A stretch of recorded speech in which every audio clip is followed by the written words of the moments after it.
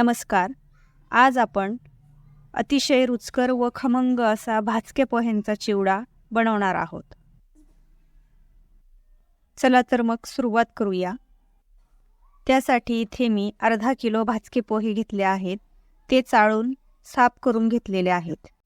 आता एखाद्या मोठ्या आकाराच्या घमेल्यात किंवा पातेल्यात हे पोहे घ्यायचे आणि मंद गॅसवर हे पोहे भाजून घ्यायचे. थोडेफार जर हे नरम पडले असतील तर भाजल्यानंतर हे छान कुरकुरीत होतील. तर जवळजवळ 7 ते 8 मिनिटं हे भाजून घ्यायचे.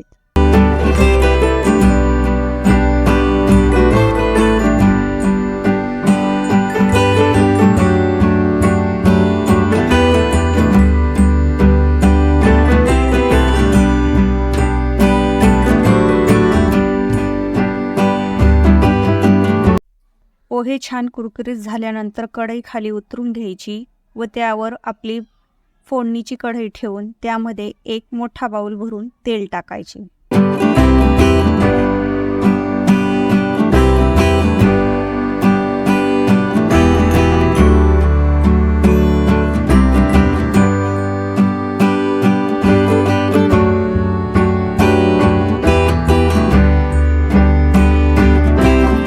शेंगदाणे खरपूस तळल्यानंतर झाऱ्याने हे शेंगदाणे बाहेर काढायचे आणि भाजलेल्या पोह्यांमध्ये टाकून द्यायचे.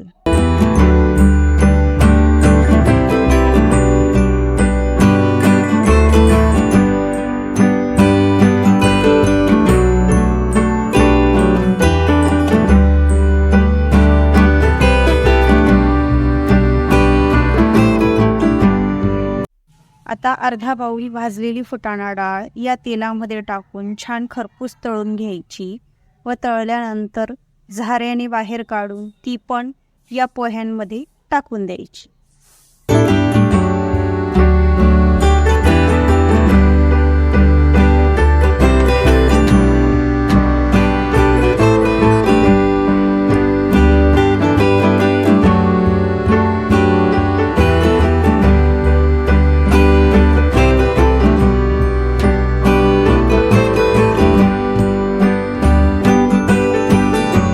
आता अर्धा बाउल खोबऱ्याचे पातळ काप तेलामध्ये टाकून खरपूस भाजून घ्यायचे व तेही तळून झाल्यानंतर झाऱ्यात काढून त्याच पोह्यांमध्ये टाकायचे.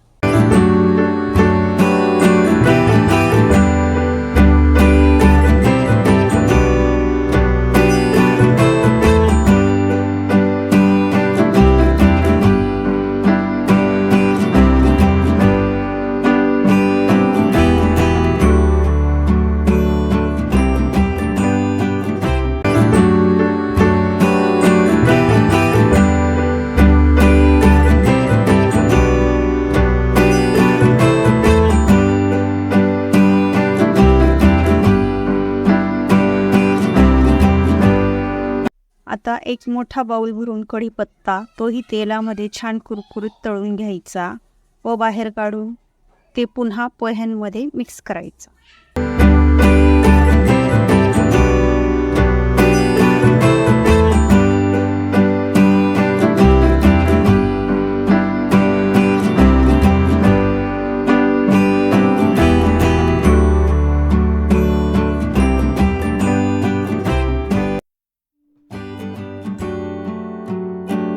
आता 2 गड्डी लसणाच्या पाकळ्या ओबडधोबड टेचून घेतल्यात व तेही या तेलामध्ये छान कुरकुरीत असे लालसर होईपर्यंत तळून घ्यायचे.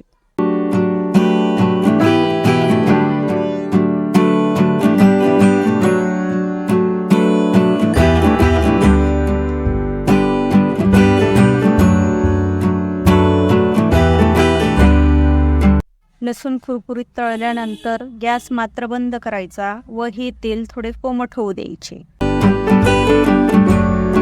आता ही सर्व तळलेले जिन्नस व पोहे एकत्रितपणे छान मिक्स करून घ्यायचे.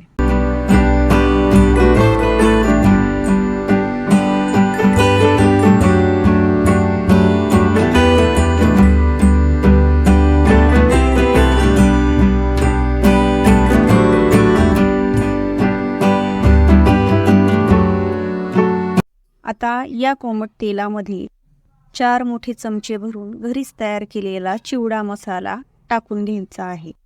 हा मसाला चवीला अगदी परफेक्ट मार्केटसारखा तयार झालेला आहे. या मसाल्याची लिंक मी खाली डिस्क्रिप्शन बॉक्समध्ये दिली आहे.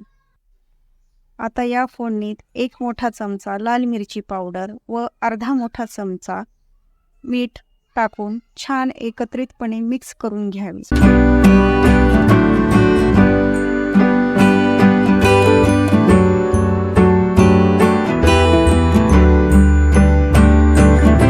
आता ही तयार झालेली फोडणी एका मोठ्या पळीने थोडी थोडी करत या पोह्यांमध्ये टाकायची व छान मिक्स करून घ्यायची.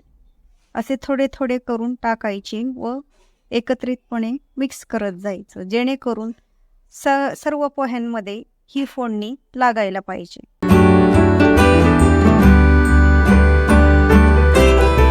हे पोहे व मसाला एकजीव झाल्यानंतर ही कढाई पुन्हा गॅसवर मंद आचेवर ठेवावी व 5 ते 7 मिनिटे हलक्या हाताने सतत परतवत राहायचे, जेणेकरून हा मसाला सगळीकडे पोह्यांना लागून त्यामध्ये एकजीव होईल.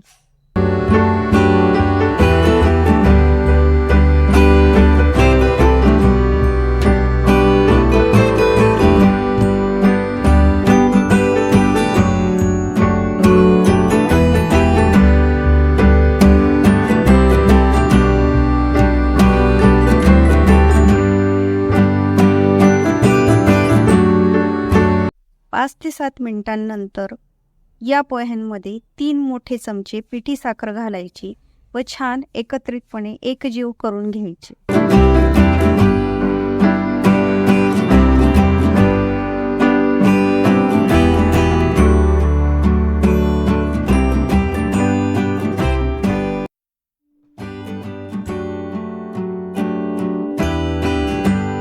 पिठी साखर टाकून झाल्यावर अगदी 1 मिनिट हा चिवडा परतवून झाला आहे. बघा, आता आपला चिवडा एकदम तयार झालेला आहे. आपण घरीच तयार केलेला चिवडा मसाल्याचा सुवास घरामध्ये अगदी खूप छान दरवळत आहे. चवीला इतका भन्नाट झाला आहे. तुम्ही एकदा फक्त माझ्या या प्रमाणात हा चिवडा मसाला तयार करून बघा आणि या मसाल्याने कुठल्याही पोह्यांपासून हा चिवडा तयार करा. तुम्हाला नक्की नक्की आवडेल. आता हा चिवडा पूर्णपणे गार झाल्यानंतर हवाबंद डब्यात स्टोर करून ठेवा व जेव्हा खाऊ वाटला तेव्हा आनंदाने व चवीचवीने खात रहा. कसा वाटला मग आपला आजचा हा व्हिडिओ? आवडल्यास लाईक, शेअर्स आणि कमेंट जरूर करा आणि क्षुधा रेसिपीजला सबस्क्राईब करा. धन्यवाद.